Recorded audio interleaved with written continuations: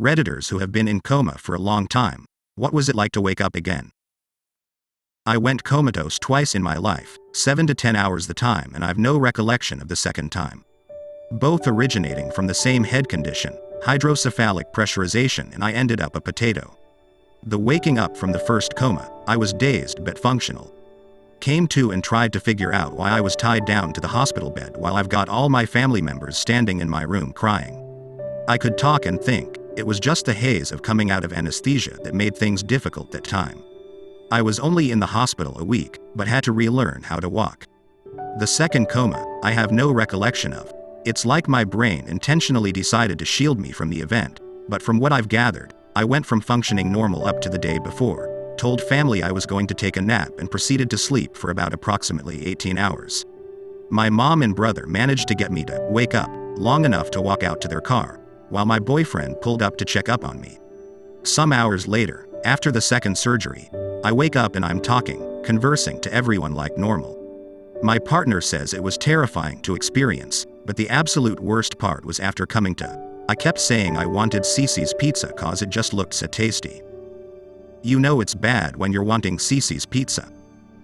My mom was intubated on, like March 11, 2020 with COVID.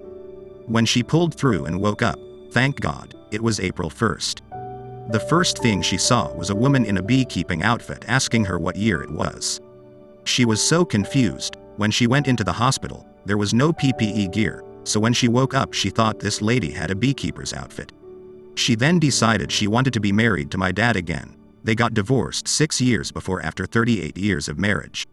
She called him and said, "Fly over here, let's work it out." He was like, "You don't understand, no one can fly. All planes are grounded." She was like, "What? That's ridiculous. There must be a way." She had no concept and missed how the world completely shut down in a few short weeks. Hollywood's depiction of waking from a coma is shockingly wrong. I was really stunned when my friend was in one for about a month and had to relearn virtually every basic function. Yeah, my friend was in a coma for a couple of weeks and it took days for her to wake up. Then she had to relearn movement, speech, walking, everything. Crazy. I was in a coma for a short amount of time. I think I still had awake, sleep cycles. During what I'd describe as my awake cycles, I remember my grandmother talking to me. I have no clue what she was saying to this day, but I knew she was there. But there wasn't really here in my world. Difficult to explain, almost like dreamlike. Either way, I knew I wasn't alone. 8 years later, my brother got into a coma and almost died. Just as she never left my side, she never left his either. I was there a lot as well. He also describes remembering that she was there, but also unable to remember what she was saying. But we both knew we weren't alone. I think it helps that we are both very close to this woman and we both have a very, very strong bond with her. I was out for 40 days after a motorcycle accident, but I don't remember much for about 6 weeks after that as well. I was sedated with ketamine and a mix of opiates and started to wean off of them while still on a ventilator and ECMO. I was extremely confused and seeing double, so I was terrified. Communicating was very hard because of the confusion and that I couldn't talk or write. The thing I remember most vividly is the insane hallucinations I had as a result of the ketamine. I was hallucinating something that was making me freak out and try to rip the tubes out of me, including my ventilator, chest tubes, and arterial lines, so they had no choice but to tie my limbs down and put boxing gloves on my hands. I had no idea I was doing any of that, but I had moments where I was significantly more aware of what was going on, which were so frustrating because I was completely tied down and again, couldn't communicate.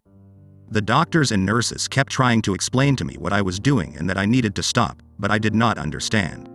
I felt like I was being tortured and I couldn't understand why. At the time of my accident, I was in an online relationship that had become very rocky. I had booked a flight to meet the girl and my accident happened the day before my flight. This was only somewhat of a coincidence, as I was riding my motorcycle extremely recklessly due to my emotions and frustration in the relationship, and with my life for other reasons. My family knew about my relationship and was able to tell her, but it wasn't until about 3 months after the day of the accident that I talked to her for the first time by sending her a video. One of my respiratory therapists put a device on my tracheostomy so I was able to talk. This was an extremely emotional moment and my mom was the first person to hear my voice. I used the device to talk on the phone with the girl, but it was difficult because the ventilator was loud and the device did not sound like my normal voice. My relationship with her was not the same and not recoverable. In hindsight, this was for the better, but in the moment, despite all the terrible things I was experiencing, the feeling of having lost the connection with this girl who was my first love was awful. By this time I was becoming completely aware of what I did and what happened, and extremely conscious of what I had put my mom through, as she had been by my side every day in the hospital, not knowing if I would survive, or if I had sustained significant brain damage. After 5 months in the hospital, I was transferred to a rehabilitation facility, and 2 weeks later, December 2019, discharged home with a wheelchair and walker. I was gaining the ability to walk short distances on my own and even decided to start college again. Then COVID hit, and I also experienced some unfortunate medical complications that kept me in and out of the hospital for most of 2020.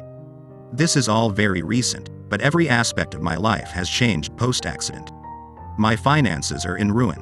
My physical health and pain is terrible, but given the fact that I have all my limbs and can still walk, I feel like I can't complain. I value time completely differently because of my continuing medical complications. I don't think I will live very long. It's a lot harder for me to get angry or upset about anything because it all feels insignificant compared to being tied down, unable to communicate, and in pain. I could write a book filled with details of the past and how I'm doing now, so I'll cut it off here. Please write a book. Everything you wrote was so captivating. I was out for just over a month. It was surreal, like a dream I couldn't quite wake up from. When I woke up, my arms and legs didn't work and my vision and thoughts were really fuzzy. I thought I was out for a few days and was unpleasantly surprised to know it has been over a month. What were the dreams like? Oddly enough, walking around the streets of my hometown, there was music that seemed to come from the sky and someone was talking to me, but they sounded really far away. Turns out my best friend had sat next to a hospital bed, talking to and playing a lot of our favorite music. A real one. I was only in a coma for 7 days due to COVID kicking my ass. On day 6, I was fighting the sedatives and pulled, I think, my feeding tube out. So they tried to bring me out of the coma then. My oxygen was too low, so they stuck me back under and successfully brought me out of the coma on day 7. 2/3 of patients, like me, on a ventilator experience what's called ICU delirium. I was tripping balls for 3 days after waking up. The nurses were trying to kill me. I had killed someone outside a nightclub, which is why the nurses and doctors were happy to kill me. The whiteboard on the wall was a computer. It wasn't, and the doctor spent his day writing messages on it to taunt me with I had HIV that ran out of blood for my transfusions. Delirious Cal is dumb. Like the IV bag was clear. It was probably paracetamol or antibiotics. A bunch of my friends walked past my room to test if I could recognize them. I tried to escape on day 2. This shows how weak I was. It took me like 10 minutes to swing one leg over the railing of the bed. A nurse called Rachel saw and stopped me, although I think I would have passed out before getting the rest of my body over it. I felt pretty guilty about this the next day when I broke out of the delirium as me and her got on really well. On the second day awake, my mum and twin were allowed visit me as they figured it would help me mentally. I just thought they were there to say goodbye.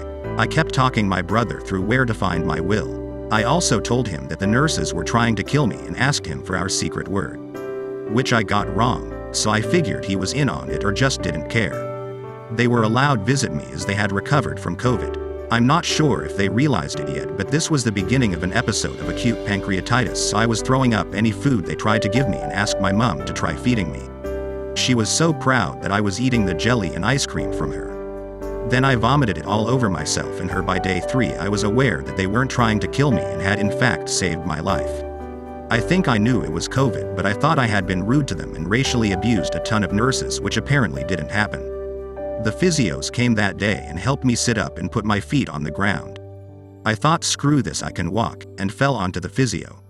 She caught me and the other physio had to run over and get me into bed again. The physios helped me sit up in a chair beside the bed and asked me to remain sitting up for 45 minutes. I remember this being a fucking torture. I called and chatted to my parents for 15 minutes, after which I couldn't hold my arm up anymore. I was so proud to have lasted the full 45. I wasn't able to keep tablets down and my veins were dogshit and kept not working for the cannula. So my team got radiology to use their imaging equipment to place a large semi-permanent cannula into my brachial artery, right on your bicep, and threaded that to just outside one of the chambers of my heart. It's called a PICC line. I mention it because one of the ICU nurses came with me for this. I was piss terrified. It's a very simple procedure, but everything was scary at that point for me. She held my hand during the procedure and was an incredible support. For anyone curious, at this point I now had one cannula in my left hand, one in my right, a PICC on my right arm, and my main line in my groin. I then got discharged down to the regular ward that evening. On the ward I was so much more aware of what wasn't working. I had a catheter in dealing with the pee, but pooping was a challenge. I had to use a bedpan the first few days. I was so happy when I was strong enough to walk the 2 meters to the bathroom and poop myself. I had to carry the catheter bag on the Zimmer frame and try not to jiggle it, which was rather painful. A day later the catheter came out, which wasn't terrible, and I could pee on my own, but I had very little sensation, so I had a pee bottle by the bed. I'd get like 20 seconds warning from my body. I had much more warning for poops, but I was still vomiting and not eating enough to make a poop. It was around this time that the emotions started coming back. Either I was just too sick for them in ICU, or it was a way of dealing with how scary ICU is, but I was very passive the days I was awake there. Like, oh, they're trying to kill me. Well, okay then, isn't that a shame? So now I remember crying a bit and then recall laughing for the first time since waking up. I was another 3 weeks building my strength up and getting over the pancreatitis before I was discharged home. The rate of recovery was unreal. Nearly every day I had some small improvement, like today I walked all the way to the bathroom without the frame, or today I put on my slippers, so mentally I was doing really well. This all happened in January this year and I've pretty much made a full recovery now. I'm back at my old physical fitness, no breathing issues or any lung damage. I have 3 clots and am on blood thinners, but they're not affecting me. And my heart rate is normal again, resting at 60 right now. At my worst, lying in bed one evening in the hospital, it was 153. The staff in the hospital were incredible. I'm so fortunate to have survived this. My uncle and dad were in a terrible wreck when they were both 19. My dad was out about 6 to 7 hours, remembers nothing. My uncle was in a coma for 6 weeks. He said he could hear every conversation, knew when people visited him, but he couldn't communicate or move a muscle. He can still recall conversations people had while visiting him. He said his greatest fear was they would think he was dead and bury him. He was terrified because he couldn't react or communicate and didn't know what they would do with him. Then he woke up. He had some lifelong disabilities but went on to become the VP at his company in Texas. It sounds like your uncle had locked-in syndrome. Thanks for giving me a new fear. My friend is a nurse, and when my mom was sick and we were talking about end-of-life plans, she told me that being in a coma is very traumatizing. The dreamlike state that you are constantly in can cause ICU-induced PTSD because the patients are living on high-dose sedatives. Yeah, this is a big thing. I was in the ICU for approximately 45 days, but I was so sedated I don't remember most of it. The dreams I did have and the stuff I remember now mostly revolved around being trapped, unable to move, being stuck, etc. I also had a very hard time when I was first waking up of just realizing where I was, what happened and why I was there. Scary stuff, but it saved my life. Not me, but my grandfather woke up from a coma a few months ago. He was in a coma for 13 months. He had a brain tumor and he had to do a surgery to remove it. The surgery was a success, but apparently one of the surgeons damaged his brain accidentally, and because of that he was in a coma for 13 months. When he woke up he could barely speak and he had to make a recovery at the hospital. After 2 or 3 months of recovery he looked a lot better. But unfortunately for our family he was a completely different person when he started to speak more clearly, which was very sad. But when his memories came back he was acting like before the coma, which made everyone in our family very happy again. I asked him a few weeks how was the experience. He said it was confusing and strange, but at the end it was all good because everything is back to normal. Sounds surreal. I don't know the first thing about brain injuries or memory loss, but his full recovery sounds very rare, and very lucky. I was in a coma for 1 month back in 1995. I had coma dreams, which were like fever dreams. They ran a range of mundane to bizarre and frightening. Things happening in the room, like people talking or what was on TV, made it into my dreams. When I woke up, I could barely move. When you are living on 1500 calories of IV, and your body is repairing, it gets the nutrients from muscle, not fat. I lost all muscle strength. Just moving was hard. I woke up in the wee hours of the morning. I could hear the machines beeping and the ventilator making its noises. I couldn't get up. I was trying to figure out how long I was out. Finally, a nurse came in to do the usual and found me awake. He was so surprised. I couldn't talk because I had a tracheotomy with the air tube below my voice box. My mouth was so dry that it hurt. He asked if I wanted shake. Oh hell yes. It was some nasty supplement fake shake, but it was cold and soothing. I ended up vomiting it right up because my stomach was used to being empty. But it sure felt good. It took me a week to gain the strength to be able to feed myself. I was in a wheelchair and it took a month to be strong enough to get on and out of bed and go to the toilet on my own. 2 months to start learning how to walk again. I had to use a cane for the better part of a year. I recently watched a home movie I made about 3 years after. I can see in that home movie evidence in my speech of the brain damage that was still healing. I didn't recognize it at the time. But looking back, I felt like I was in a fog for a good 4 to 5 years after. The medical bills, they piled up and I suspected I was getting charged for things by outside of the hospital companies that never treated me. I couldn't deny their service. Years later I would get a bill looking for money. The ambulance company even tried to bill me again after they were paid. Ooh, you have made it to the end already. Thank you for watching. If you aren't already subscribed, please do so, as there will be more videos like this in the near future.